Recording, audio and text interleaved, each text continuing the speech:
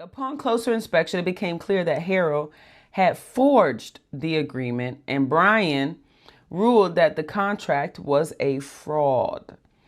On days when black workers did prevail in court, they frequently suffered for the victory after dark. When one group of white planters was forced to pay black workers, the Bureau's judgment was followed by a night of terrorism.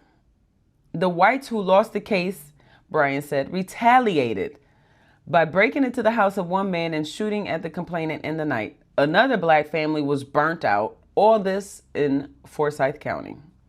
Shot a man up, burned another family out because you lost in court for violating your written agreement, contractual agreements. Interesting. Brian also had the power to review and reverse civil court judgments involving freed people, and many of these cases involved the practice of legally binding minor children to white masters. It's not much different than what we see now in the day and age of child trafficking, the stripping of parents, especially black parents, by CPS, Child Protective Services, and any foster system that's linked to them. Strange, but let's continue. Let's see what they say.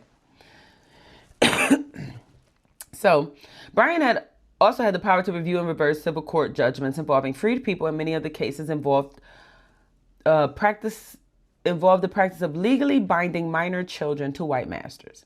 In theory, these agreements were a kind of social welfare. We get to somewhere. Meant to provide shelter, food, and clothing to black children orphaned and left destitute by the war.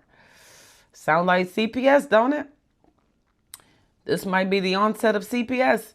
Many former slave owners in Forsyth offered to take in such children as apprentices. So former slave owners take these children as apprentices and teach them a trade in exchange for years of labor. But in reality, here's the reality, the apprentice system was highly corrupt, and Brian found in case after case that such contracts were a thinly veiled form of re-enslavement.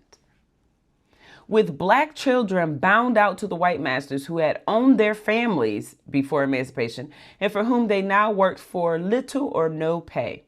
The youngest apprentice in Forsyth was John A. Armstrong, who was not yet 5 years old when he was bound to M.C.